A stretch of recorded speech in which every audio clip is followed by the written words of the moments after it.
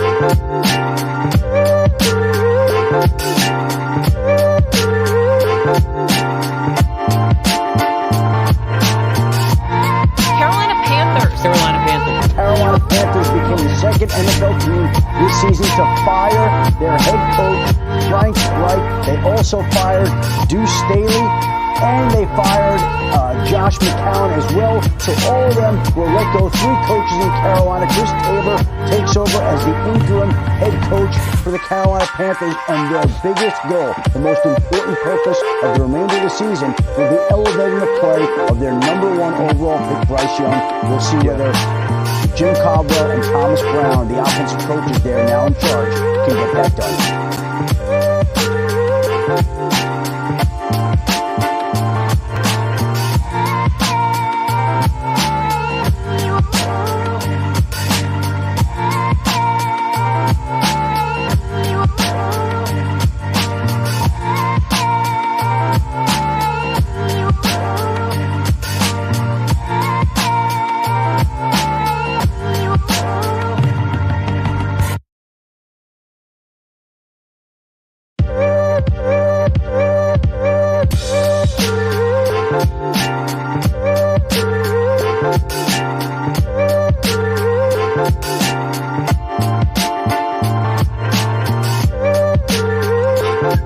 Yo, what's going on? What's going on, everybody? Hey, this is your host, Demetrius, with the PPP, Panthers Prime Podcast.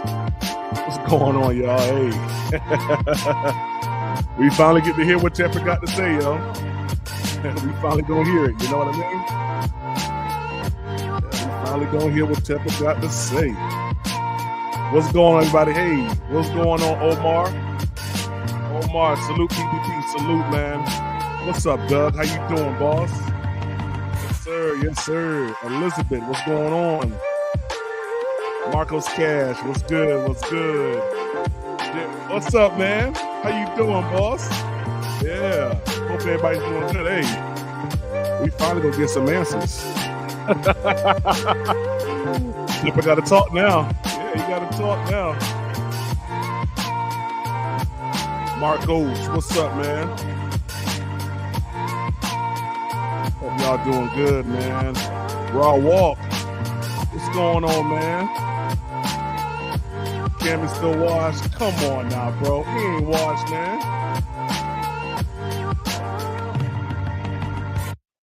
Cam Newton is not washed. You can't be washed. He came off the couch in that one season and put up 2. Then a week later he put up 3. No, he ain't washed. Just give him a full off season. Cam would be good anywhere. Tepper needs to get up there and just say, "Yeah, I made a bad. Yeah, I made bad decisions." He has to. He has to. Oh man, I appreciate it, man. I really do, man. Appreciate it, man. Does Tepper take any responsibility for the mess he and Fitterer have created? Yeah, no. Miss Cool, what's up, yo? What's going on? What's going on? Hey, Marshall. That's right. Hey, don't play with us. What them girls doing? Don't play. Don't play with us, yo. Yeah, facts. Yeah, man. That's right, man. Hey, I appreciate it, man. Don't forget to hit the like button, subscribe if you haven't, man. Hit the subscribe button real quick if you haven't done so, man. We're trending up, man. Everything's trending up, man. I do appreciate it, man. Appreciate you guys. Let me get this set up real quick. Let me go to the Carolina Panthers YouTube, because I'm pretty sure we're going to have it starting to at least stream by now. Let's see here. All right. Here we go. I don't see nothing yet from the Panthers. We're going to just get everything set up real quick, guys. My mic, I got to figure out why my mic keep going low. Let's see here. Carolina Panthers. Hey, so y'all just vibe out for a little bit. I'm going to go ahead and get some behind-the-scenes stuff taken care of, man. Make sure that we got audio for this pressing, man. Hey, I'm expecting the media people, I'm expecting them to go in. Like super in. I want David Tepper to be sweating. I want the sweat to be coming off his forehead, yo. Yeah. I want it to be coming off his forehead, kid. I'll let y'all vibe out for a little bit. We still got a little bit of time. I'm turn the music up, let y'all vibe.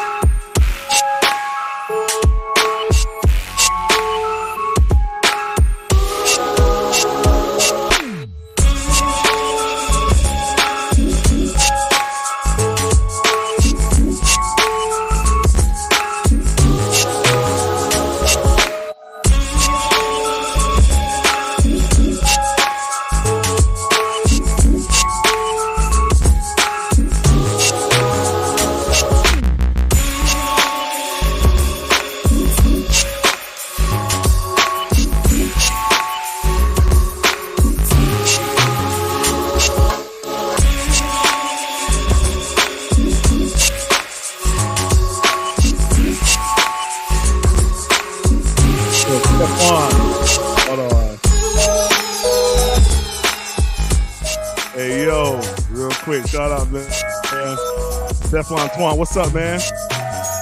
Break it all down for us. Yes, sir. Yes, sir. Hey, we gonna get to the bottom of this, man. We know Tepper gonna try to lie. Y'all. We know it. Poppy, what's up? Sleeve Bryce. Hey, I'm not gonna lie. I'm actually more excited about this Buccaneers game now than I was before. This Buccaneers game might be on point now, man. Here, Bryce. Big Money Bryce. Yeah, man. We might see Big Money Bryce this week, man. What's up, Big Smurf? What's going on with you, man? I appreciate you guys for rocking with me, man.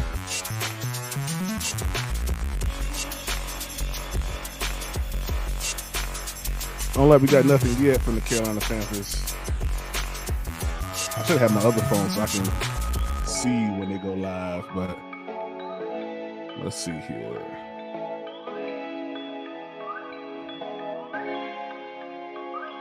Yeah, here we go.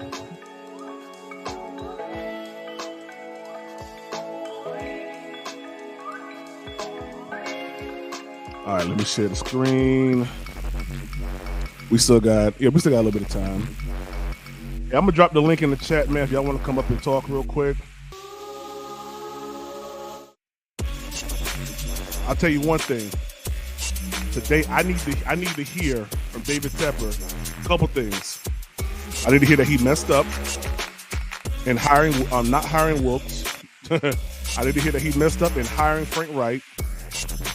I need to hear also that he's going to step away from being so involved with the Carolina Panthers, day-to-day operations. I need to hear that. See, Dougie, what's up, man? What's up, my guy? Nothing much, man. You doing all right? Yes, sir. I already told you we're gonna be here for part 2, man. I already sent my text out, so you should have some more people in the chat, man. All right. Let me see here. Let me do this setup real quick like this. We'll rock with this right here. Cool. Yeah, man. I mean, we I'm excited to see really what David Tepper's gonna say, man. I ain't gonna lie to you. I actually think it's gonna be different than a lot of people think. I do think he'll possibly own up, but it's not gonna be like, I'm the reason why. It's gonna be some type of ownership, but it's not gonna be a whole I'm the problem. I did X, Y, and Z wrong. Right. But the one thing that, when we were live yesterday and we had the panel, I didn't appreciate Adam Scheffler, what he came out and said about, the whole Ben Johnson thing, because I don't know if people watched NFL Live yesterday before Monday Night Countdown. I kind of felt like the ESPN media was basically making it like we're in shambles. Nobody wants this job. I don't believe that at all. I really think this is a high commodity job. People see the potential that Bryce has. And then they look at this defense. No, you don't have a first round pick this year, but you do have assets on this team that can get you draft capital. And you're going to have top 5 money in free agency. So it's not a let's get a coach and we're making the playoffs, but you never know. Like I said, you never know. I mean, just look at Houston. Houston was the laughing stock before they got D'Amico Ryans. Right. Like, I understand CJ Stroud is there, but D'Amico Ryans brought a culture. They got a quarterback, and they brought in personnel to help fill out that roster. Right. So, yeah, I mean, like I've been telling people, man, I think it's just, like we're just one scheme away, man, from just, making it pretty okay in the Carolinas, man. Like, we have to have that certain scheme that's going to fit us. Like, when Ron Rivera was here, we knew he was going to run that ball. Yes, Jonathan sir. Stewart, you know what I mean? Yes, and D'Angelo Hall, D'Angelo Williams, all them boys, man.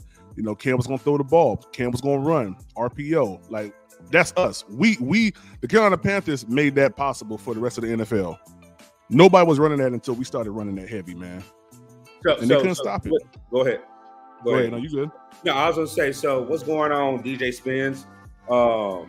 With us sleeping on a night, all the media attention being on Carolina right now. Yeah. How do you feel, regardless of what David Tepper says, how do you feel about possible coaches? And have you did a little homework on who you would like to bring in, or no, not quite yet? I'll be honest with you. I like Brian Johnson. I like the offensive coordinator for the Eagles. So, okay, hold on. Okay. So, I'm glad you said that name because I heard that name yesterday. Mm-hmm. What makes you like Brian Johnson? Because I don't want Brian Johnson, and it's a reason why I don't.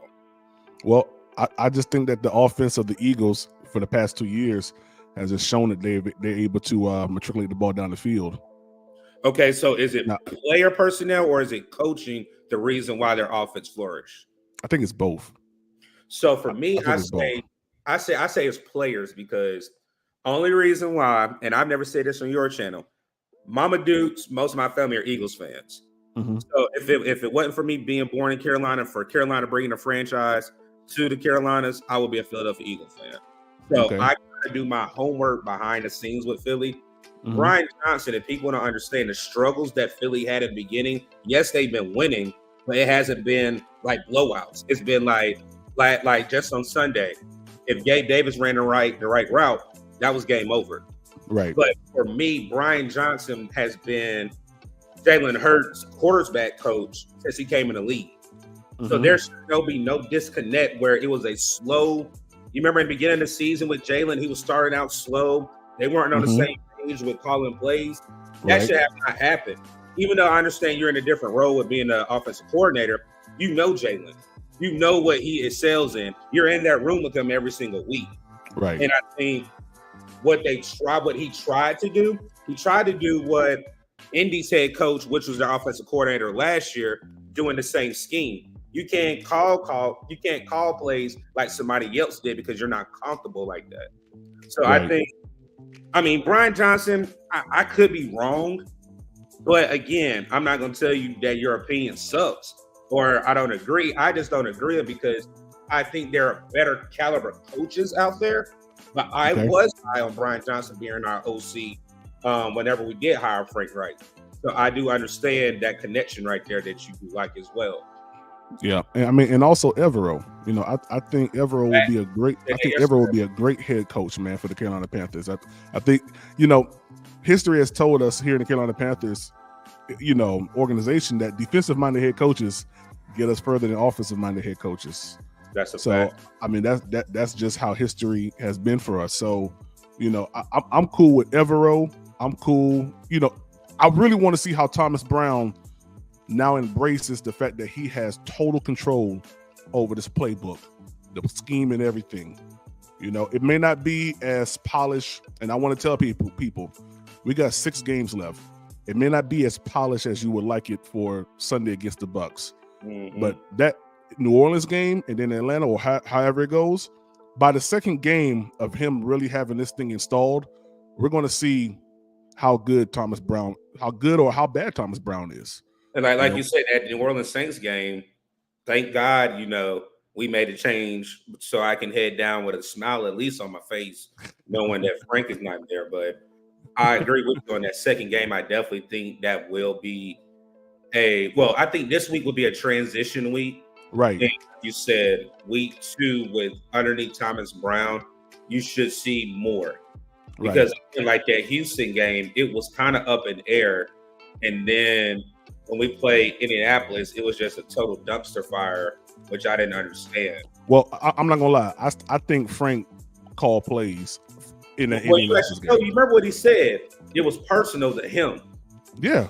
And like we're seeing, he's supposed to be a leader of men, but you're putting yourself before the team. Right.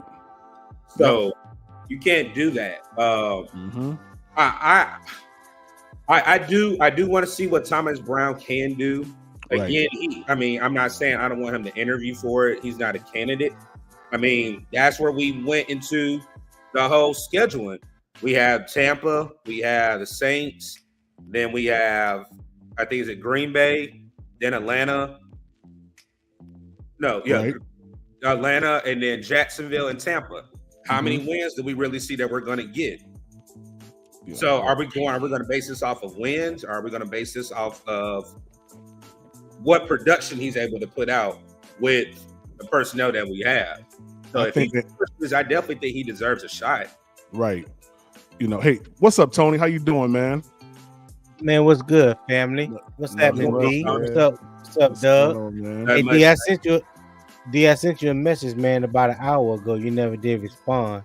Oh man, listen, bro. I've been in and out of sleep, man. I woke up at 2:00 this morning trying to figure out the best way to pivot with this podcast, man. And I was on the grind, bro, and I went to sleep probably like about 5 o'clock, and I woke up more than likely probably like about 30 minutes ago. So I was just trying to get all this stuff put on here, man, get my camera set up, man, and everything. So I apologize. That's the phone that you text is actually right here. It's what I'm using right now as my my webcam. So it's all good, my boy. Yeah, it's all good. So I apologize for that, man. I just want to know if y'all need to play to tap in. You know what I'm saying? Man, I don't see nothing going live yet on the Panthers. Nah, I got it on the TV. Nothing's live yet. You good? Okay, cool. Okay, cool. What's the topic of discussion? Oh man, we got the David Tepper live presser today, man, at 10:30. Yeah. I know that. Well, I guess I should have said what we are just talking about. We're just talking about head coaches, like the ones that we think would probably be suitable for the Carolina Panthers coming into next year. Okay. Yeah, what's your thoughts, bro? I don't know. You know what? I really haven't given it that much thought, to be honest, because there's so much stuff out in the ether right now. Yeah. I think that's something that's going to be talked about to the end of the season. Oh yeah. So I mean, there's endless possibilities. Right. Hopefully, David Tepper will give us a glimpse of what he's thinking and what direction, he wants to go. Whether he wants someone that's a proven head coach, someone that's already in the NFL, or does he want a young coordinator? Give us some type of thought process of what he's thinking. So I guess we kind of do the opposite. Do the opposite of what he said he wants to happen.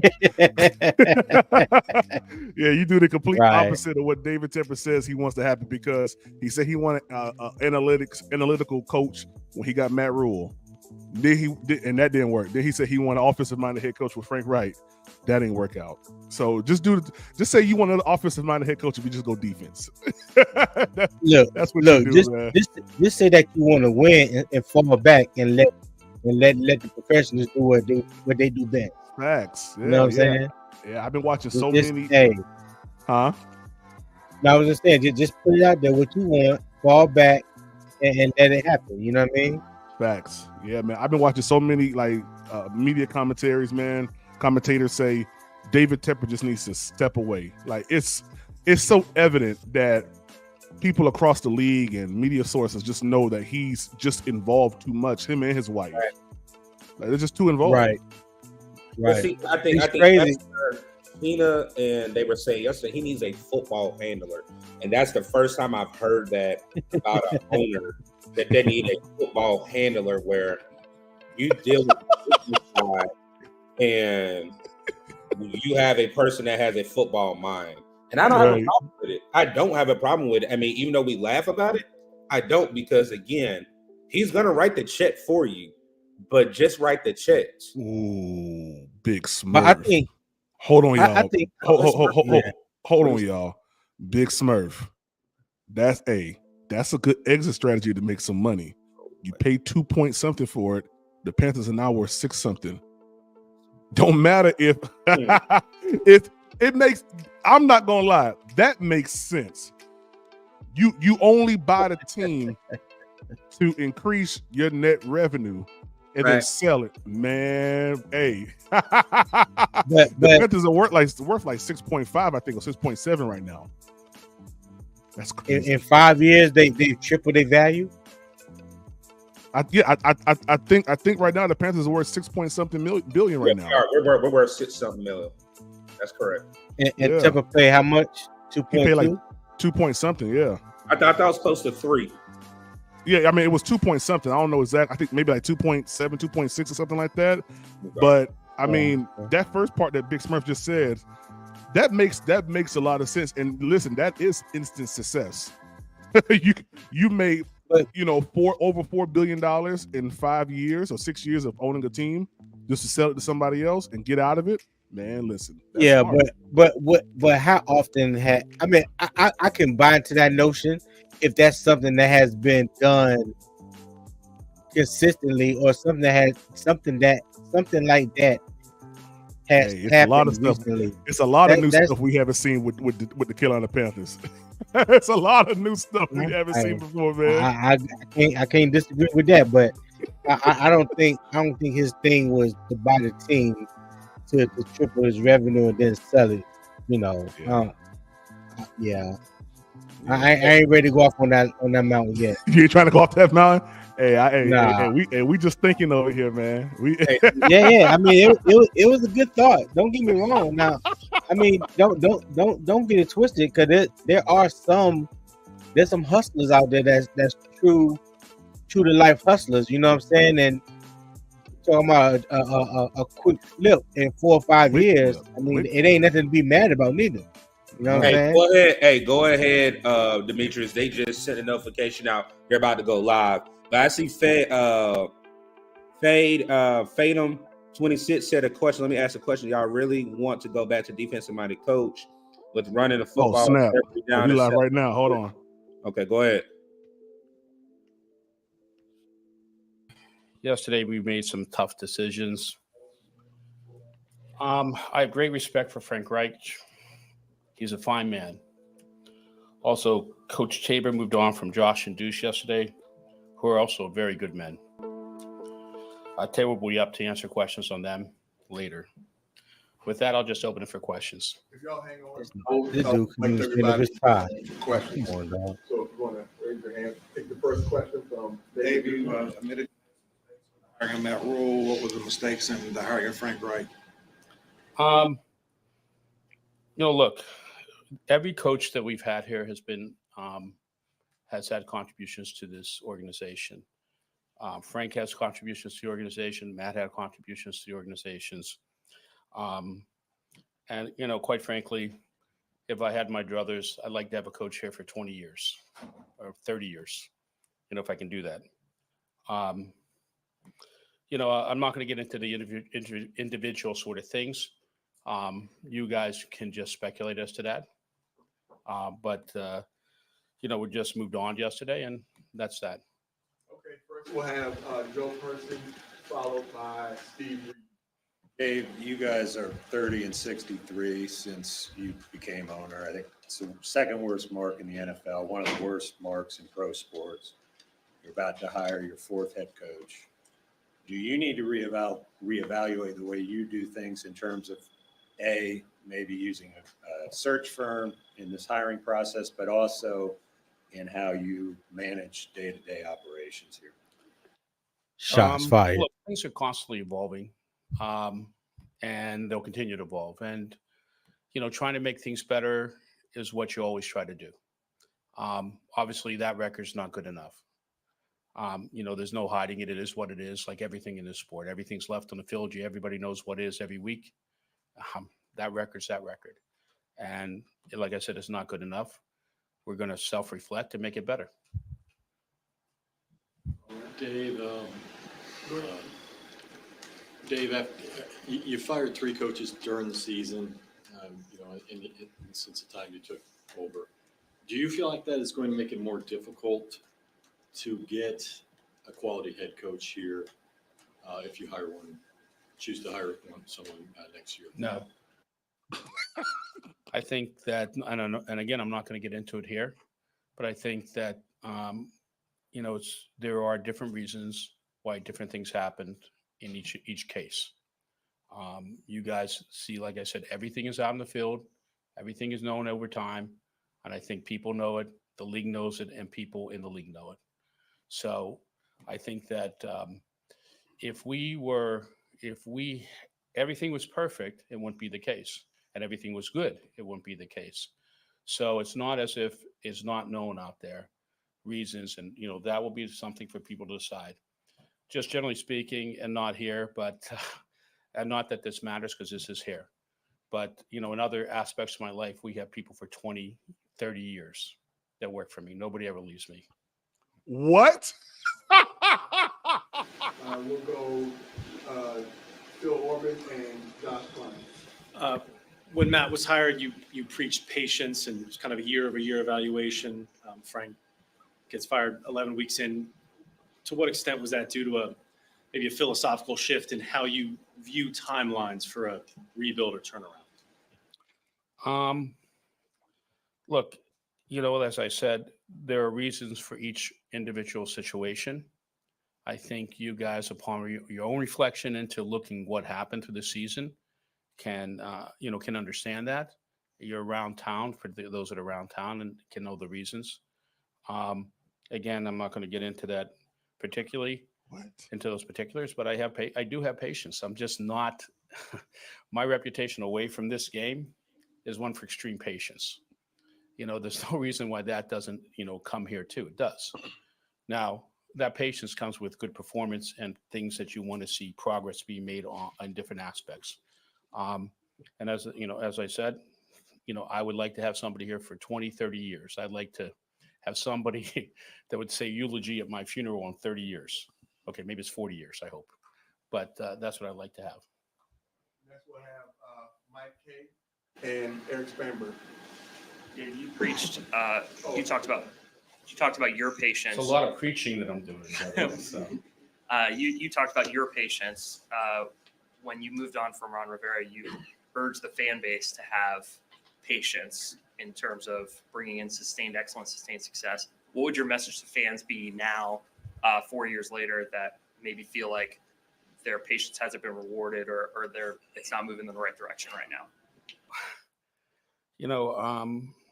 Every week, I watch these games, and I've watched, been around football for a long time. And listen, once upon a time, I was just a fan, poor kid in Pittsburgh. That's what I was.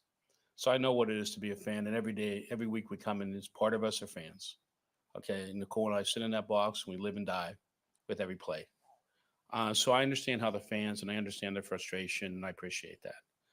I can just say this: we will make it better. I'm not promising that's going to happen tomorrow, but it may. Okay. Football is a really interesting thing, what can happen in 2 or 3 year time span. And what you're trying to do is have every single building block you can for, an organization. And in this organization, while you don't see it, because all you see is on the field, but you guys may know it or may not know it.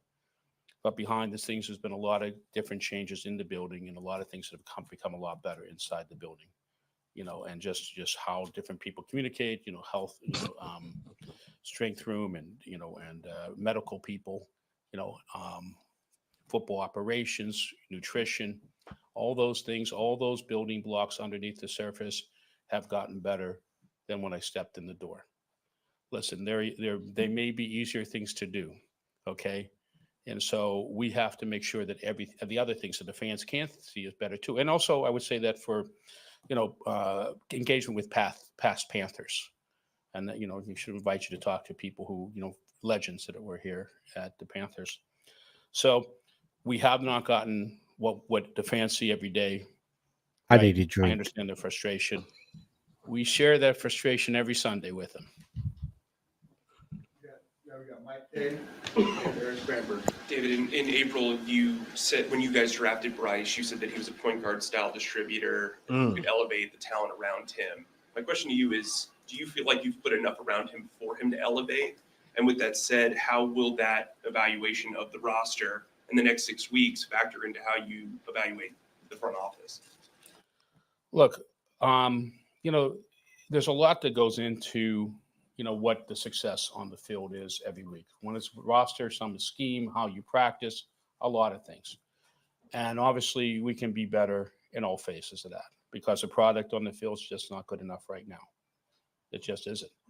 And so we have to try to make every one of those phases better. And whatever it takes to make it better, we're going to try to do. Dave, you've obviously had a lot of changes, not just on the football side, but on the administrative side. Also with Charlotte FC, and you just mentioned a few minutes ago that you're patient. So why do you think there is so much constant churn in this organization, and what can you do to stabilize it? That's an interesting question when you talk about that churn and then what the results are, for that churn, what you call churn. Every case is something is done here. It's not just done because it's done by idle wish. There's a reason and there's a purpose and there's a result. And the things goes on. When you talk about the, different parts of this this franchise or this building, if you're referring to the business, you're a business guy. When we came here, there were 10 events a year in this stadium. Basically. Man, come on, bro. One or two more, maybe. I think we did 42 events last year in this field, not counting high school football that we brought back for the first time in the stadium and other things like that, other type charity things. So they're not even counting those sort of things, but major type events. Brought soccer to Charlotte. I'm gonna go back to muting my mic. Yeah, I got something to say, but we're gonna get into it. We're gonna get into it. It was a joyful sort of experience when Messi came to town, and I think the fans were elated in that sort of, in that point. And there have been highs, there's been highs and lows everywhere. Every game there's some highs, there's some lows. Gano's big kick, when Eric Reed was here for the first game. So it's highs in footballs and other places. But when you look at, since you're asking a business question, I answer a business question. When you look at us and how we do business, and are we successful in pulling off all these different events we put here? Yeah, we are.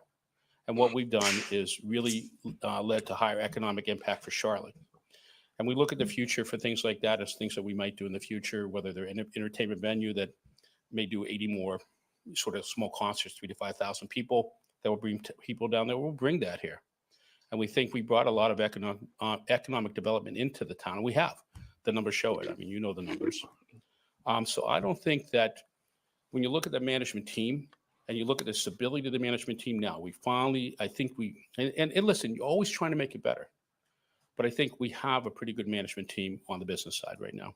And we are pulling off pretty seamlessly all these events. Thank you very much, Dave. I appreciate it. Hey, thank you. This is the last question. Thank you. What? Yeah.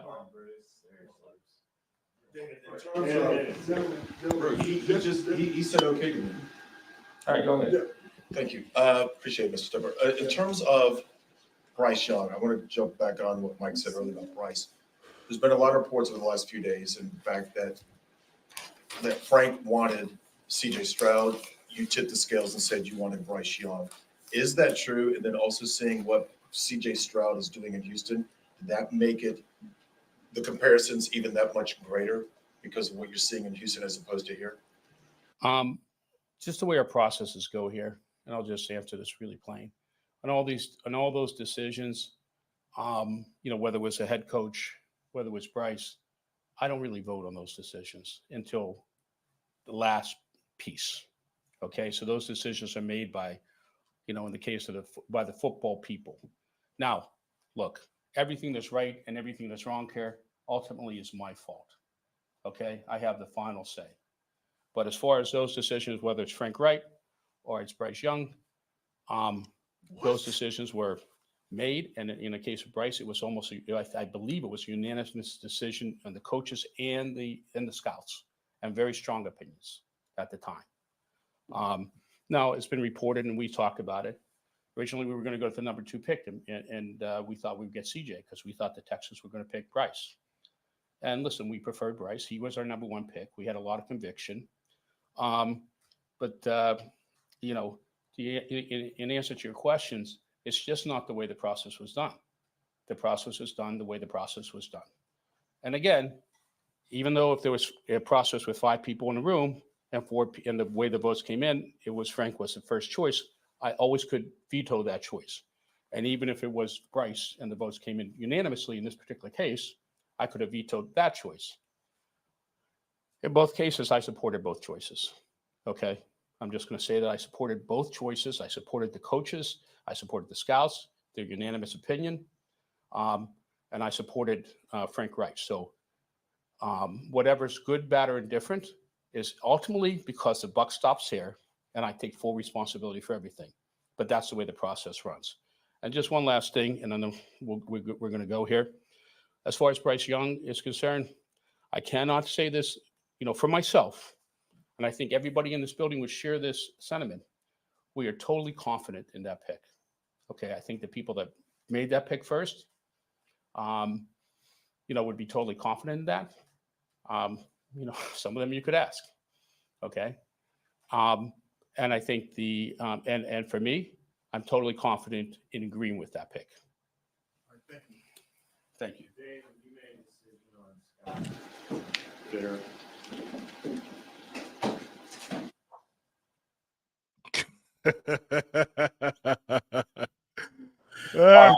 All right, do you want to open it up, or you just want us to go ahead? Hey man, let's just go for it, man, because it was a whole lot of tap dancing all around this joint, man. I ain't even gonna call it that. I'm gonna call it bigotry.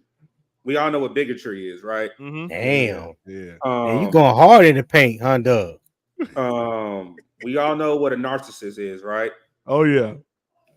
We all know what politicians do to get votes, right? Where I think is he doesn't want to put his foot in his mouth. He knew he messed up. He knows he's messed up. Mm-hmm. But it's a pride thing. We've known this for years with this man as being our owner. Yeah. He doesn't want to fall on his own sword that he is the reason why the decisions. Chris. Good morning, everybody. Yep. Right. First and foremost, I'd just like to say this. These are tough times. And because you're talking about relationships, and that's what coaching is. You have relationships with players. You have relationships with other coaches. And a decision was made, and I understand that. And because the NFL, it's also a business. And so I'm well aware of that. And I'm very grateful and thankful for Coach Reich keeping me around last year when he first got here. And at the same time, I'm thankful for Mr. Tepper having confidence in me to have this opportunity to lead the team these next 6 games. So we're moving forward. Today's a big work day, big game plan day. So with that, I'll answer any questions. All right, I'll click on the questions that you know. Questions for Coach Tabor? Coach Tabor, Kyle Bailey, WFNZ. What directive, what mandate have you been given for the rest of this season? What do they want to see out of this team after a 1-10 start with no postseason on the horizon? Like, what are those checklists that need to be hit? Well, I think obviously everything that we're always trying to do is put ourselves in position to win games, and that's what we're working on. I mean, really, what we're doing right now, and I know it's very cliche-ish, but there's a process. And Tuesday's process. We got to win today to set us up for tomorrow. And if we can do those things, I always say that sets you up for success and gives you an opportunity for success on Sunday. And that's what we're trying to get done. Yeah, Chris, how much did your changes you made yesterday with getting rid of Josh Mccown and Staley had to do with the development of Bryce Young and trying to improve that? Well, first and foremost, I'd say this. I made those decisions. And as I mentioned earlier in my opening statement, coaching is about relationships. And I respect both those coaches as people and coaches. And I'm going to keep our talks in-house. And anything that we do, we're always trying to continue to improve our team. Alex? Hey, Chris. Thanks for taking the time. You were the interim coach for a game for one game in 2021. One game? The head Coach got Nagy got COVID. head COVID. Yeah. What'd you learn from that experience, and are there any lessons that are transferable into the situation you're in now? No, I think a lot of things that I learned there. It happened a couple of times. Also in the spring, Coach got COVID during OTAs, so I was responsible for the team during the week there. And then when we played San Francisco around Halloween, I believe it was. Things that you learn. I mean, I have my special teams area now, and really just kind of expand everything. I have to oversee offense and defense and game management, but those are a lot of things that I'm always doing anyway. It's just now I just have to have a little bit more of a peripheral view. Yeah. This will be the second and or third play caller that Bryce will be having this year. Will this transition be fluid for him? I think Bryce will do great. Thomas will call the plays, and Thomas has already called the plays, so I think it's very easy. Coach, elaborate a little bit on that with Thomas Brown regaining play calling abilities with Jim Caldwell looking over. Speak a little bit to how that relationship will kind of work and how you will have conversations with him on the sideline. Well, I'm going to let him work. And my job is to help facilitate game management and work from there. But collectively, the offensive staff, they're up there right now, and their game plan, they're all working together. So it's a unified group working towards one common goal. Brett, I got you. After Brett, we'll go Joe. Chris, in terms of offensive philosophies, because the offense obviously has been an issue all year. Have you spoken to Caldwell and Thomas about that changing of the offensive philosophies, or anything else that you guys are going to try and change? We've or is it going to be status quo? No, we've talked about things, and at the same time, I'm going to probably keep those in house. And you can't overhaul everything, but I think you can do some things, and we'll work on that. Two-part question. Were you given any sort of assurance, might not be the right word, but were you told you'll have an opportunity to have this gig full-time? And then No, I haven't had that assurance. And to be honest with you, I'm working on today, and that's all I'm focused on. secondly, you were obviously here last year when Steve took over. What will you take away from how he handled it? You guys finished up pretty strong, obviously. I think there's a lot of things you can learn from that experience right there. I think it still goes back to just winning the day and winning the process. And like I said earlier, I know it's very coach speak and those things, but I do believe that because in this business, I mean, the NFL train is always moving, and the NFL monster will eat you at any time, and you need to be prepared, and you need to take the proper steps to set yourself up for success. And that's what we're trying to work on right now. Coach, in addressing the team after this transition, what was important for you to convey? There were some things that we talked about that I'm going to keep in house. I would say this, and I talk about this in our special teams unit. When you turn the tape on, I just want people to say that's a classy, hard-hitting unit that plays with great unity, and that's probably how I'd sum that up. Caldwell has a lot of experience. Is that someone you're going to lean on in the background? Oh, 100%. I mean, think about, okay, I'm the interim head coach for 6 games. I have Coach Caldwell down the hall, Coach Capers down the hall, 2 very highly successful coaches and men in this league. So yes, I go to them quite a bit. Mike Salarte, followed by Sheena. Chris Isbell. What is your philosophy and your thought on keeping this room together? Because when a coach is dismissed, I mean, there's the real potential for fracturing and for guys to kind of not be on the same page. Well, here's how I look at it. The tape is all that matters. That's my resume. How, for example, how my units play, that's my resume. How a player plays, that's his resume. And what I would say to anyone, I've used this before, and because I've been in this situation before, when there's change, all you can handle is what you can do. And you need to take care of your business, because when things change and people begin to review the tape, they're studying you. Do we want to keep this player? Do we want to keep this coach? So it's in your best interest to do your job at the highest level, regardless of what your record is, regardless of what the situation is. You're a professional football player, you're a professional coach. Be a pro, and that's how I look at it. We'll take 2 more. We go David, and then we'll go Joe one more time. Chris, Oh, do you think Sheena, we will not forget you. Why do you think that Frank was fired and you're here today as the interim coach? I have no opinion on that. Here's my deal. I'm staying in my lane. I was presented an opportunity, and now, things have changed for me in my role, and that's what I'm just concentrating on. You and Jim Caldwell have already made one decision in tandem. Can you share with us what his role will be going forward? I made that decision, and those are always tough decisions. But Parks Frazier will be our quarterback coach, and Coach Caldwell will be in that room helping, and Thomas Brown will be our play caller and coaching the running backs. Chris, are there any players or personnel groupings that you want to change, maybe get some guys on the field that we haven't seen a lot of these first 11 games? We'll probably shy away from some of those answers right now, and just kind of let the tape and the play speak for itself. Thanks, everybody. That means, yeah.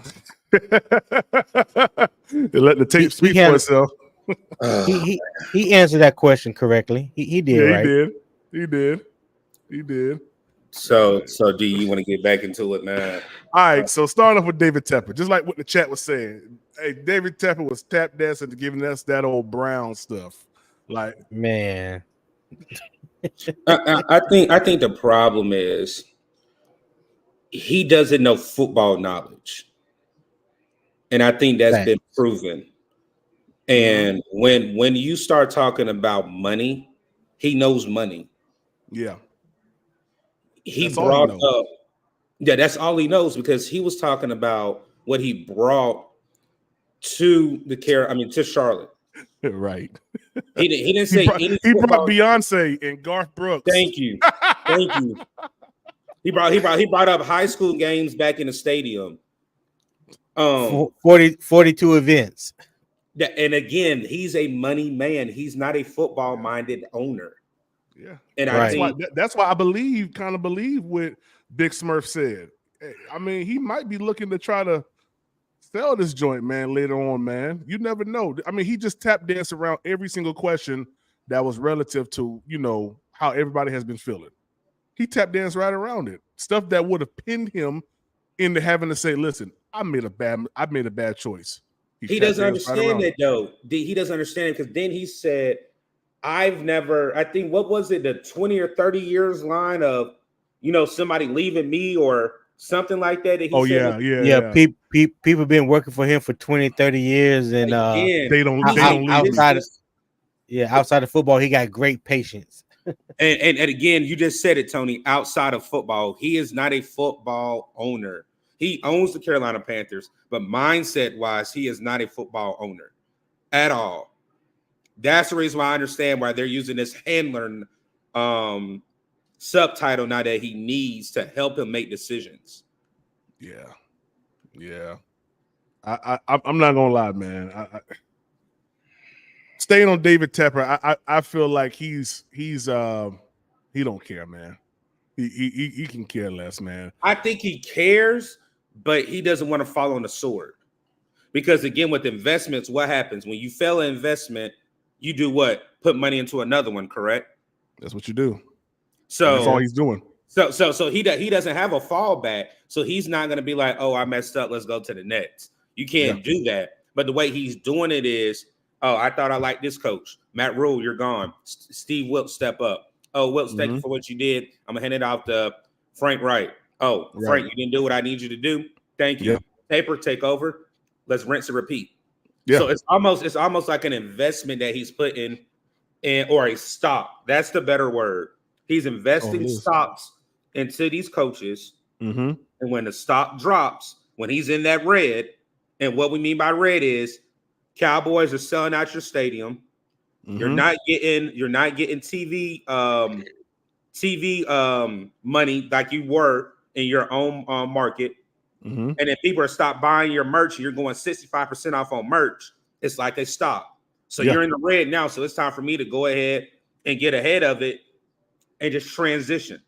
That's where I see it as. This is a stop market for him and not the NFL. Yeah, that's exactly what it is, man. And unfortunately, I think it's going to continue. He said emphatically that it would. Now I want y'all to remember this. He said emphatically it would not be hard to get another head coach in here. We can start actually hiring or doing interviews.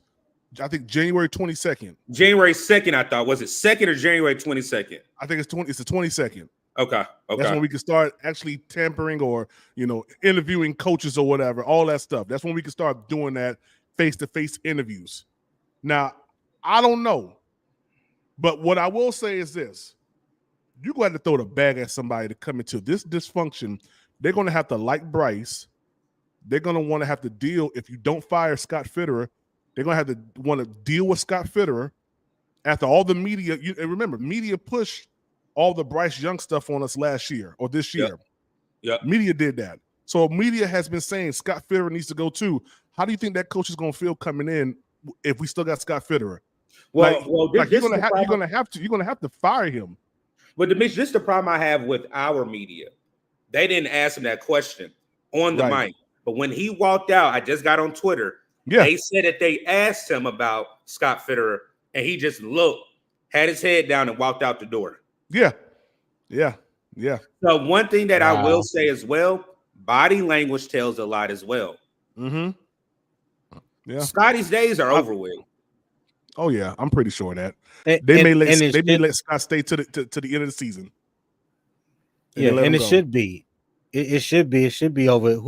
Whoever the next head coach is, you need to get a GM in there first and let that GM hire his head There you coach. go. You don't need There it you don't go. need to be vice versa. You Right. don't hire the head coach first and let the head coach be in the process of picking the GM. That's not the order of business. You know what I mean? So you let the GM come in and let him choose his guy, and those two are married together, and they'll work better together because they will have some type of relationship beforehand going into this job. Right. Yeah. No, absolutely. And listen, the whole thing about he talked about golly, what was it? I just had it in my mind. Hold on. He talked about oh man. I lost my train of thought. I ain't gonna lie. I was trying to add this link here. Y'all go ahead. It's gonna come back to me. No, it's just for me. I think he has to do it right. He's tired of losing money, but at the same time, I think, like you said, Bill Smurf said, is this an investment where you're going to sell the team to another buyer for the Carolina Panthers? Oh, this is the point I was going to make. I do think coaches are out there want to work with Bryce. Again, we said that before the presser. This team is really not a bad team. No, it's really not. Personnel It's not a wise, bad we need team. weapons. We need weapons. I will say that. Outside of, I think somebody said in the chat about the defensive pieces. Jeremy Chin, you can trade away. He hasn't done anything all year. That's a tradable piece. Dante Jackson is another tradable piece. If you're going to keep Brian Burns, you keep. I wouldn't trade Dante. I think Dante's been doing pretty good. So I'll ask you this one. Come on. No, here it is. Dante or CJ Henderson, which one? Oh man, both. No, ain't no either. No, you need one. You got to keep one. You just got to keep one for right now. Well, if I got to just keep one, I'll keep Dante. But okay. I will say this: CJ Henderson surprised me in that Seattle Seahawks game. How he locked up DK Metcalf, and that kind of turned my mind from saying, because remember, I was on the horn, blowing the horn real hard, pause about letting CJ Henderson go. Nobody want no damn Dabo Sweeney. Nobody want no damn Dabo Sweeney. That's Poppy. Come on, Poppy. Poppy said Tepper has a flight to Greenville. Don't do it. Don't do it. I swear don't do it. Yeah. He said CJ Henderson got to go. Hey, I'm not gonna lie, man. CJ Henderson was locking people up, man, before he got injured this season. This year being his fourth year in the league, because of course Carolina did not pick up his fifth year option. This is a contract. Yeah, this is a contract year for him. Honestly, this is the best ball that he's been playing since his rookie year, right, in Jacksonville. Mm-hmm. And to be honest, when you go back and look at the game this past Sunday, mm-hmm. when Tennessee ran the ball, mm-hmm. and they wasn't running it up the middle, and they wanted to go off tackle, mm-hmm. what side of the field did they run to? They ran to Dante the right. Jackson side. They ran to wherever Dante Jackson was, because mm-hmm. he's the weakest link as far as coming up in run support. Right. You know what I'm saying? Like fans, we tend to get excited when he comes up and he makes one good hit and he jumps up, act like he been doing the shit all game. He did. He did miss that whole tackle. I ain't gonna lie. He missed there's no consistency with him in the run game. His footwork ain't shit when it comes in the passing game. He relies too much on his speed.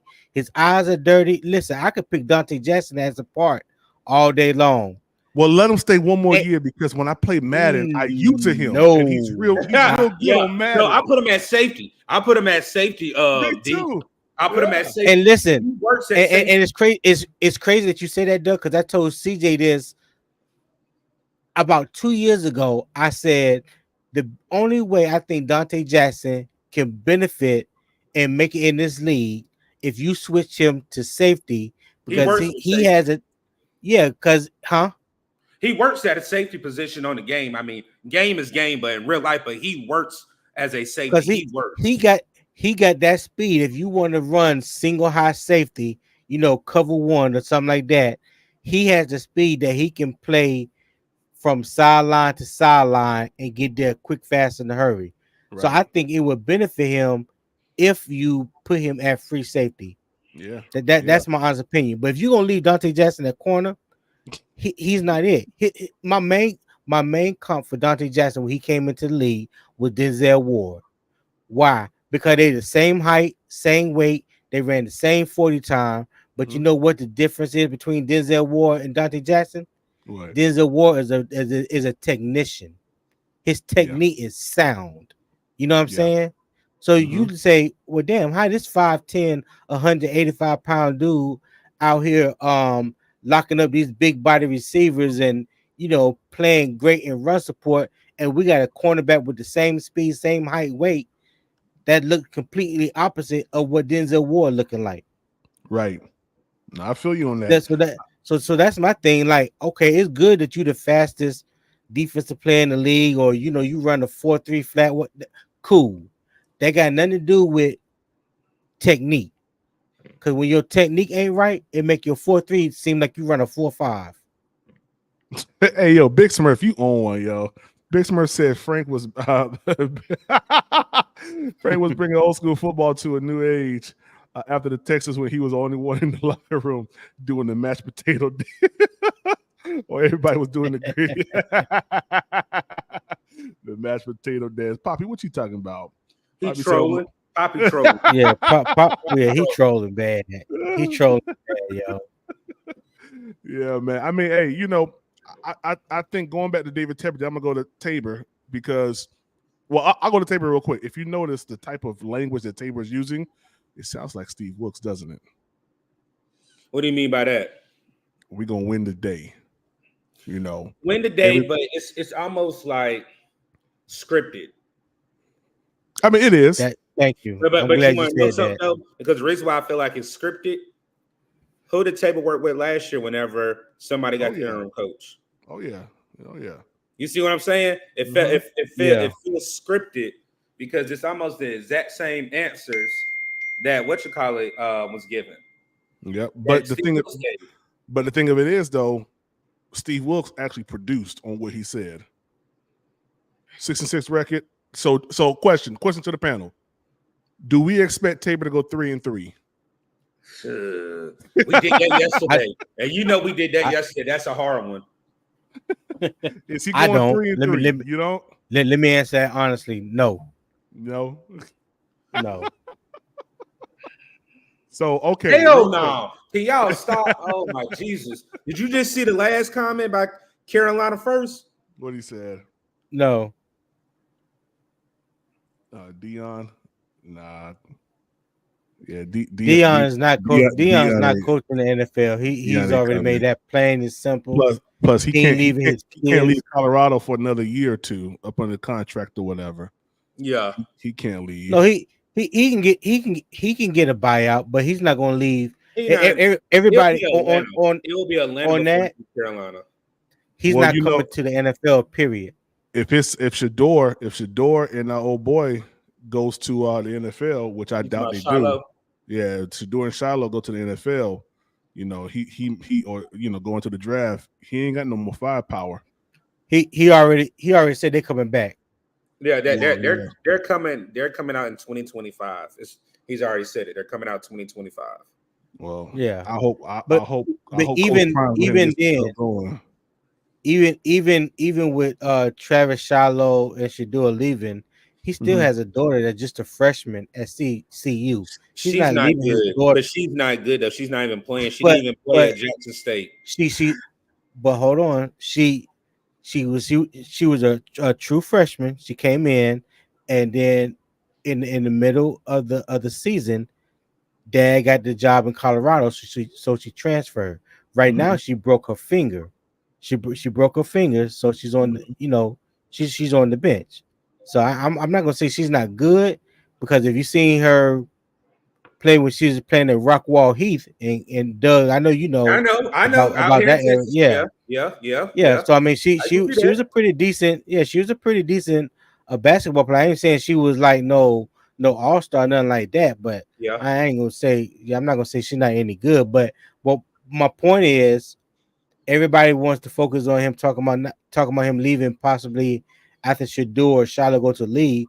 But he still got a daughter that's playing ball, and as long as she's in college, he's not gonna leave her up there in Boulder, Colorado by herself. No, Yeah, I you want got to know you. something? Because if he goes to Atlanta, should be right at Georgia State. So don't worry about that. Well, real quick, guys. Big Smurf put on the screen. Even if Tabor wins out, he won't be the head coach That's a next year. fact. He's also leaving. I No, agree I with don't that. think Tabor will leave though. That's one coach that does not need to leave. Tabor has done great underneath Rule. Yeah. He's done great underneath Wiltz, right? Yep. And now he's the interim head coach. Our But special I don't team. think. Go ahead, Go ahead. Doug. I'm sorry. No, Go ahead. I'm Go ahead. just I'm saying, our sorry. special teams is just is the cod of this team that has not changed. Right. Yeah. And I don't think Tabor has a desire to be a head coach. To I be don't think honest. so either. I mean, You got to hear it. He said I've been coaching 15 years, and I only been at coaching one game, and then I helped when our coach had COVID. He's not that. That's the answer of somebody that does not want a coaching job. He just wants to do what he loves to do, which is special teams. Right. Poppy said Tabor is Tepper's main mole to get information. Hey, yeah, I mean, hey, we had a mold this year. I really don't think we had a mold this year. I think Frank Reich fed us fool's gold. Well, I don't think it was Frank Reich. I think it was the Tepper, whole front staff, man. I think all that was Tepper's fault. Everything, the big shindig, and the first Carolina coach of a football player, quarterback, and now he's a head coach, and I mean, grand opening, grand closing, bro. And, Like, and what you saying that, D, how do you think, what does that do? What did we say in the beginning, what he looks at? Investments. So having a coach that played for your organization, threw your first touchdown, and was one of the Super Bowl winning coaches, what is he thinking? Money. Yeah, I mean, like everybody said, I was there. I know Tony was there. I wasn't able to meet you out there.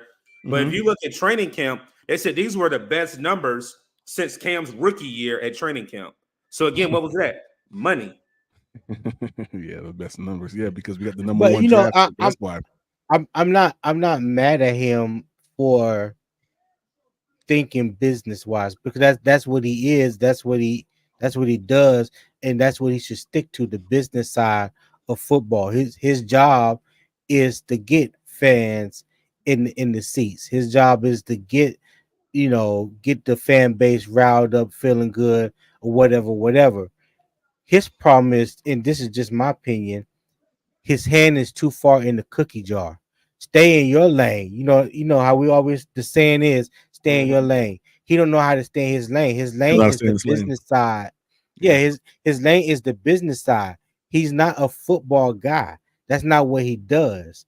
You know what I'm saying? So until, just like with Jerry Jones and the Cowboys, until you learn how to stay in your lane as the businessman, the marketing genius, or whatever you want to call yourself, and leave the football up to football people, you're going to have this type of dysfunction and subpar seasons until you can do so. Yeah, I like this post by.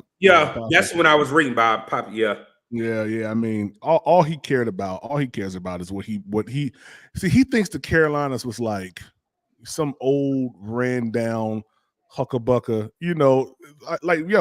we had Cam Newton here. We had rappers and everybody else coming to games every week. On the side, every week. Man, like, what is you talking about, son? Like, you just don't know. You were stuck up there in Pittsburgh where it's gray. Listen, I just was in Pittsburgh. I know Pittsburgh is gray, it's dead, ain't nothing going on. It's industrial. That's an industrial part of Pennsylvania. Like I said, I got folks up in Philly. Like I said, that's the industrial part of Pennsylvania. Yeah, and I mean the whole city was, man. Listen, the Cam Newton era here, like, yo, it was on point, yo. Everybody was dabbing. They mama, grandma, and them. Everybody was dabbing. You know, the city was lit. Even when we had a season, even after the Super Bowl season, it was like, dang, you know, we ain't do too good. But next year, bro, like we knew it. We knew it. And then even the games we had, you know, after we lost the Super Bowl, we had that game against Denver.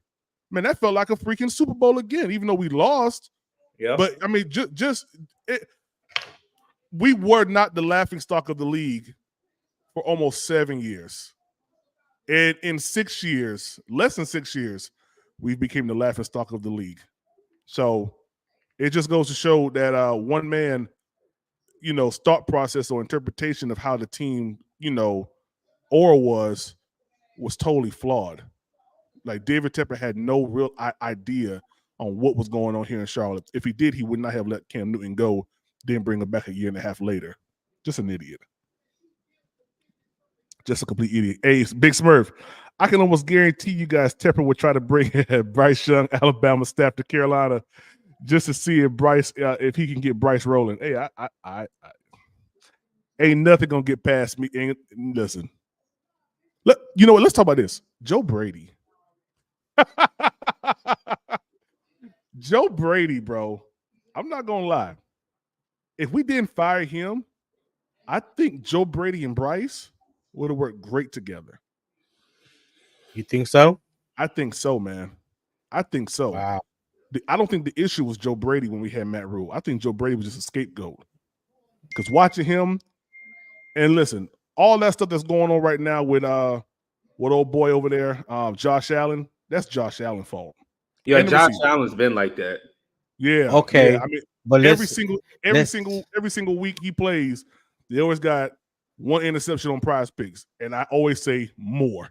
But let's put it in full context, though.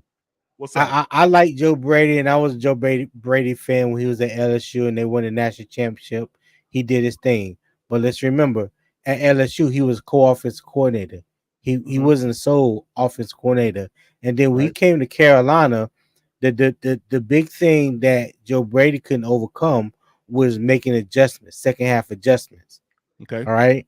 That's what really killed him in Carolina, that the offense started being too predictable in the second half because you can make adjustments coming out of halftime to show, you know, what was working or what was not working in the first half, and did you make those adjustments in the second half?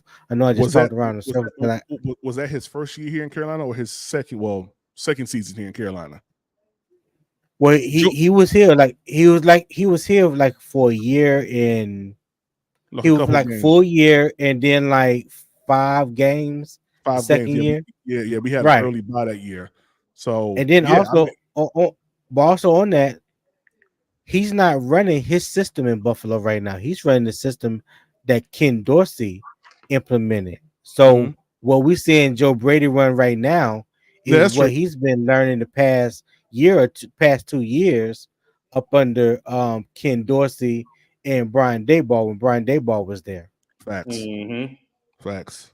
Poppy said, y'all better be ready for air raid offense next season. Tepper wants to completely get away from being a pound the ball team. I don't know why. Like, I understand he probably wants to get away from that, but that's the issue that happened with the Seattle Seahawks. You know, you want to pass the ball on the 1 yard line. You saw what happened.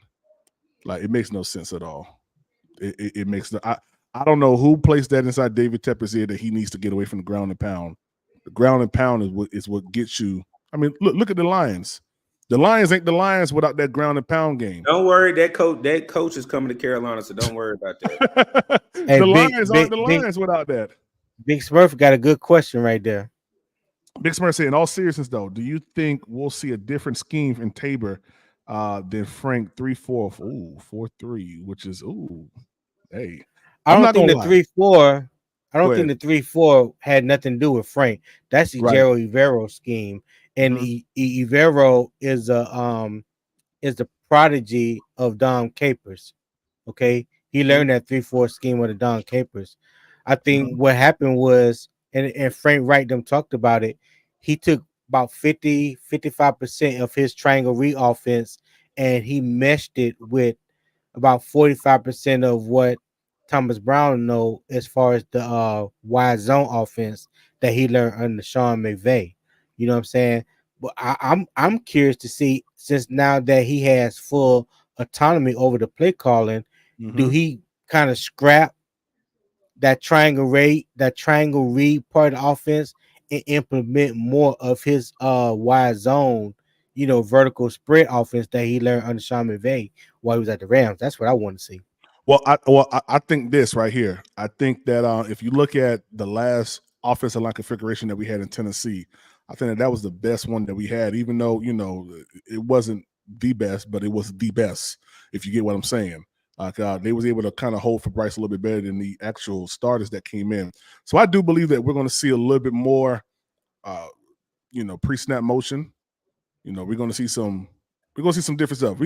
The offense, like I said, don't look for next week or this week right here to be the end all to be all with Thomas Brown and the play Right. calling. Give it another week. Give it another week. Yeah, give it another week, Right. and then we can make a fair assessment after that. Because, hey, they had Thanksgiving last week. Nobody really knew that. Well, probably was, beaming around the organization. I mean, like I said, I had someone that works for the Carolina Panthers. I can't say where she works at or what she does, but she said she's heard yelling coming from offices at each other. And it makes total sense now that all this is going Who on. said that? Well, I got a good friend that works. Oh, for he the got Carolina. a friend. Oh. He can't let the source out, Tony. Yeah, I can't Oh let the no, source out. I wasn't paying attention.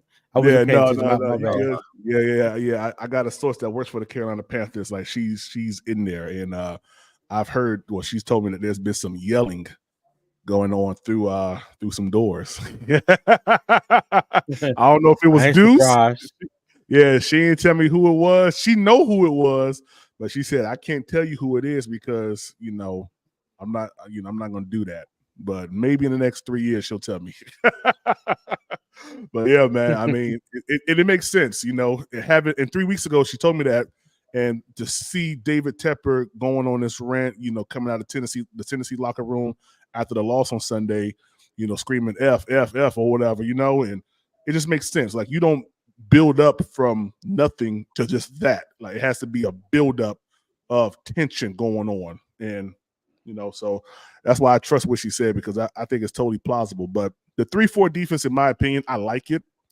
I'm not going to lie. I run 3-4 odd a lot on Madden.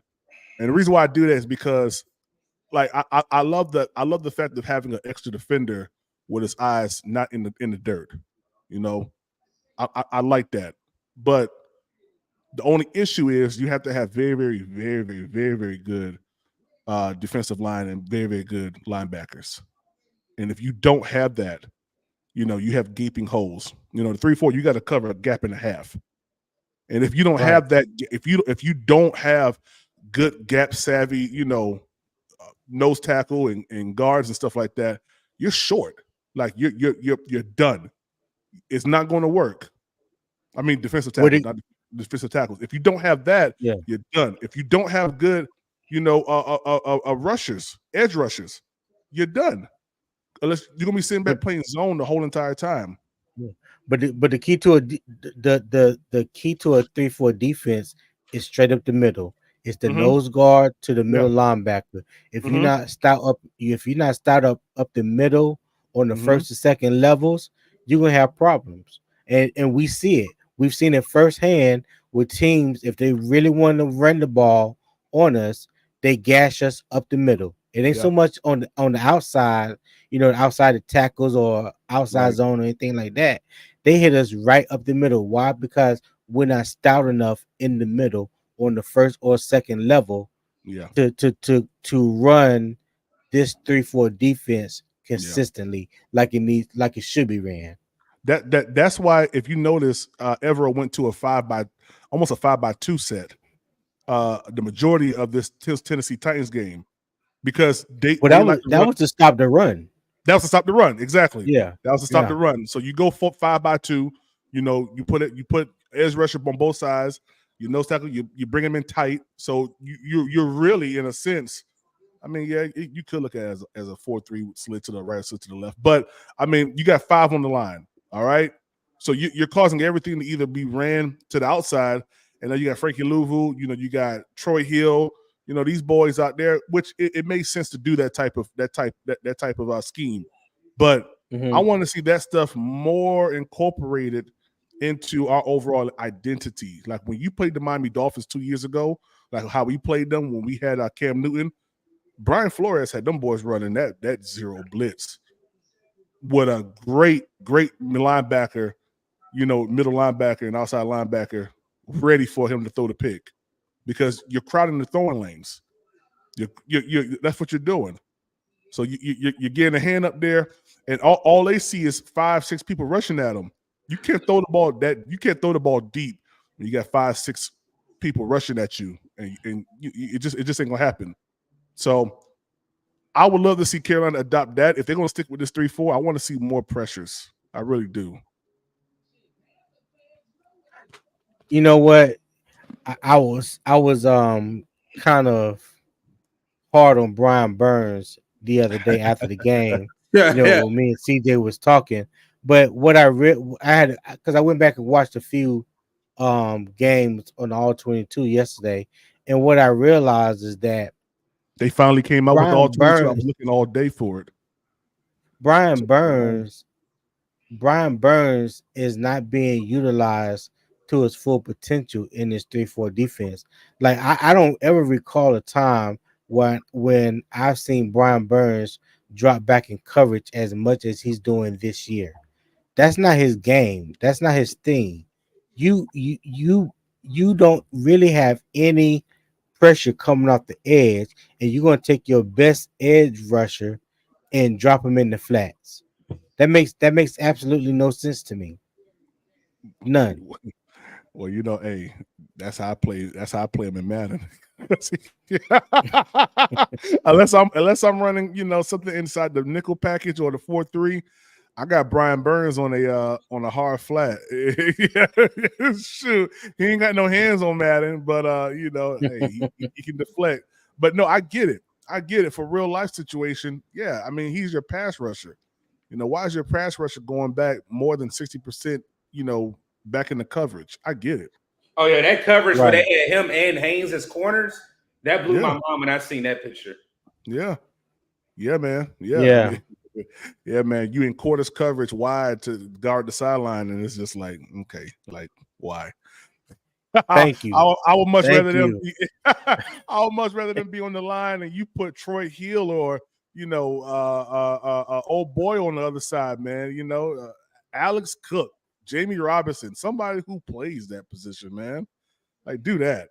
So, and even that first down they got, like, just the slowfulness of our defense at times, I don't like. Like, we just we're watching him like catch the ball and go in. I think it was 4th down or going to be 4th down, like 3rd and 12. We got him at, and they lined up in this I think it was no back set, empty set. And they just ran two slant routes. And the slant route that Carter was the one from out the slot. So you got beat in man coverage. Like, what? Yeah. I don't get it, man. That's just aggravating to me, man. If you're gonna do that, I'd rather pull everybody up to the line and dare him to make up. Dare him. Don't play back in coverage. Dare him to make a play. All out blitz. All out blitz, man. Let's see how good you really are. Yeah. So we got Tampa Bay this weekend, right? Yeah. In Tampa Bay. In Tampa Bay. In Tampa Bay. So how do you guys feel about that game? What do you think what do you think the Panthers' chances are of pulling the W down in Tampa? I'm gonna be honest with you. I don't know. I don't know. I don't really know, bro. I'm gonna be honest with you. I haven't really been following the Bucs because I knew that this was going to be a late season situation. So I really haven't been following the Bucks. I plan on doing like some film study on them today and going into tomorrow, but I really don't know. I don't think Baker has been playing that well. I mean, the whole NFC South hasn't been playing that well.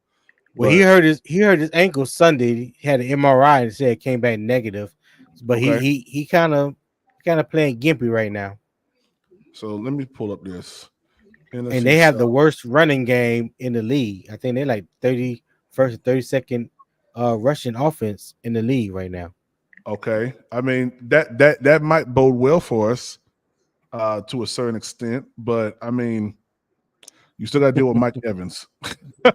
Yes. So right now, currently, and Godwin. But you also got to remember who's playing quarterback though. So don't do that though, D, because Baker has not been looking good lately either. Well, yeah, no. I know that, but we also seen that Baker Mayfield that left Carolina went to the LA Rams in 3 days, threw a game-winning touchdown. What's the saying? A sun can shine on a dog's ass. What? Hey, games of 13 games, it's been shining on everybody else and making us look like we in the shadows. I'm just saying, I swear we've been making these quarterbacks look like all pros. Yeah. Yeah, man, it's been crazy, man. Hey, I'm about to show y'all this real quick. I'm gonna share my screen. Let's look at this real quick. So I'm not up for speculation or anything like that, but just looking. Atlanta Falcons right now. Is this the correct? This has to be correct? Yeah, they're correct. Yeah, it's correct. They had a tiebreaker with the Saints right now, bro. Mm-hmm. That's correct. I mean. Is there a chance? Go ahead and say it. I know you want to say it. Go ahead and say it. Hey, I mean, is there a chance? We got 6 games left, right? Hey, that's 7-10. What are we talking about, yo? What are we talking about? Come on, man. You think Carolina gonna win out? No. Now you trolling. I ain't about to say it, but you trolling now. Yeah. Hey, if we probably would have been 3 games in right now, like if we had a 3-win record right now, like it could have been possible. But I don't see all these teams losing out the last 6 games, making us all beat. Bro, what if that happens? That's not happening. It has to go to the tiebreaker, which the tiebreaker at hold up. I'm thinking. If they all trolling, you trolling in the back of your head. You ain't thinking at all, man. That's it. Thank you, Doug. Thank you. That's exactly what he's doing. Hey, if we win out the rest out here selling false hope. If we win out the rest of these games and Carolina win at least 5 of the next 6, we can possibly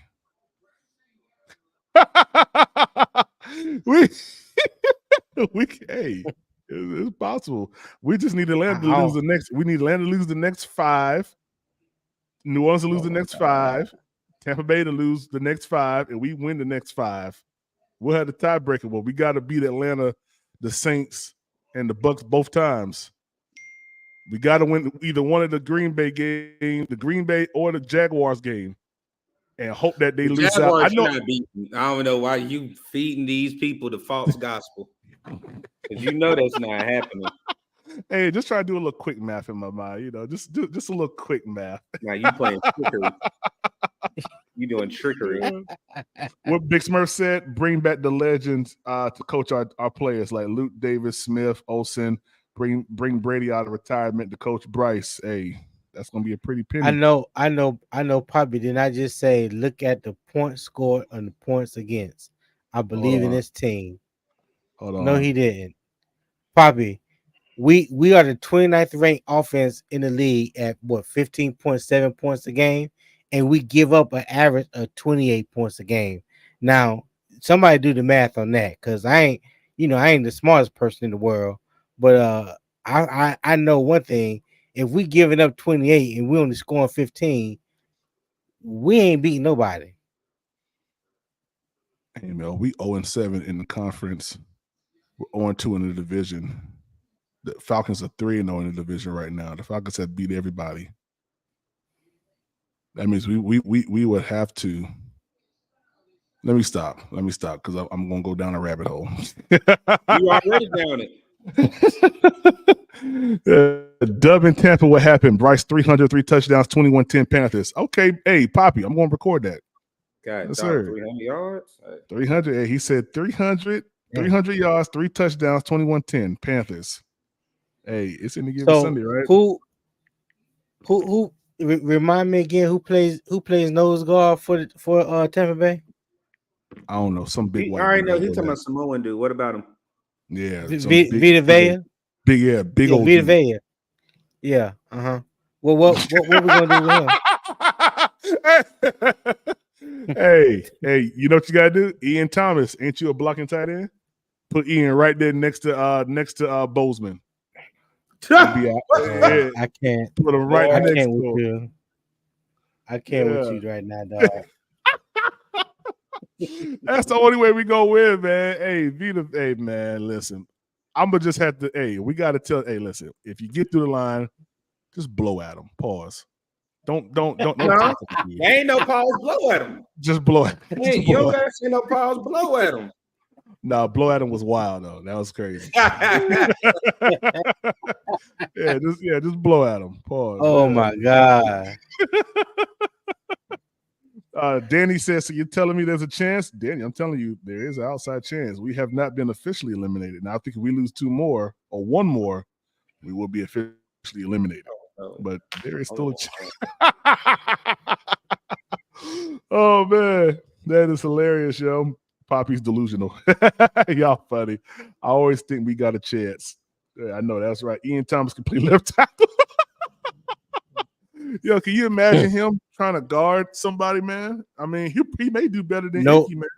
Nobody stays on the ground more than Ian Thomas. So please. I think it was dumb for Frank Reich to keep all those tight ends. It on the staff, bro. On the roster. That was dumb, especially when you had Derek Wright. You know, you had I can't remember what the other wide receiver name was, and we could have kept. But don't we have Spencer Brown on the practice squad? You know, that's Cohen. Okay, that's Cohen. Well, yeah, I mean, yeah, man. I'm not gonna lie. I don't feel bad for Frank Reich because Frank Reich is a multimillionaire. Okay, you know he probably right now is sipping on some good stuff and watching David Tepper talk about nothing. So, that's what I was gonna say. So when the question came up to David Tepper on, why the Carolina Panthers decided to move on from this, it was just like, it was the most blandest answer that you can give. But it showed that he still takes no accountability for his decisions. He basically was like, old boy Scott Fitterer, because remember he kept saying with Frank and with Bryce when they asked him about the CJ Stroud question. He said that I was fully on board with Frank, as if he was trying to say Frank was totally for Bryce. But what he was really saying was I was on board with the hiring of Frank, and then I was also on board with the signing or the drafting of Bryce Young. I didn't make those decisions. So you didn't make the decision to hire the coach? Like it was like I don't get that. I don't understand that, man. Like if you're interviewing him, so everything went through Scott. That's why I think Scott's gonna be up out of here, man. It just seems like he's it just seems like he's trying to place the blame on Scott more than his decisions down the line that has got us to this point. What you guys think? We already know what it is. Like I said, they didn't. Derek Wright got released. He got released. He didn't want to answer it. And I'm surprised the media didn't answer the question. I'm not going to put that all on David. The media should have asked him that question about that. Yeah. What do you feel about Scott Fitterer? And I think they were so focused on hammering him that they did not, really think thoroughly on asking that question. That'd have been the first question I'd ask. I'd like, hey, yo, David, real quick. Is Scott going to be here in 42 days? Yes or no? Is Scott going to be here in 42 days? End of the season I think the end of the season is in 42 days, if I'm not mistaken. So is he still going to be here? Yes or no? Come on, man. It don't make no sense. But fellas, I'm about to get up out here. We ain't going to do no 3-hour live like we did yesterday. Go ahead, man. Like I said, I appreciate you. I told you we was going to show up and definitely support, man. Yes, sir. Yes, sir, man. Hey, Tony, man, I appreciate you, man. Man, we're going to get up out of here, man. I got to get some schoolwork done, and I'll come back later on today, though, man. Big Smurf, hey, I saw your comment yesterday, man. Listen, StreamYard was acting funny with YouTube. Wouldn't allow that video to go through for some reason. Then later on that night, I saw that it actually did post it to YouTube. So I apologize for that. I was going to go live at 5:30 yesterday. StreamYard was acting stupid, man. But, yeah, man, I appreciate you guys. Hey, real quick, guys, if y'all haven't, please go and subscribe to Panthers Prime Podcast, man. We're doing pretty good. And if you haven't, go to see Dougie's page. What's up, Doug? Yes, sir. We on 15 away. We 15 away. 15 away, guys. 15 away. Get them to 1,000, man. Yeah, we're not far off neither.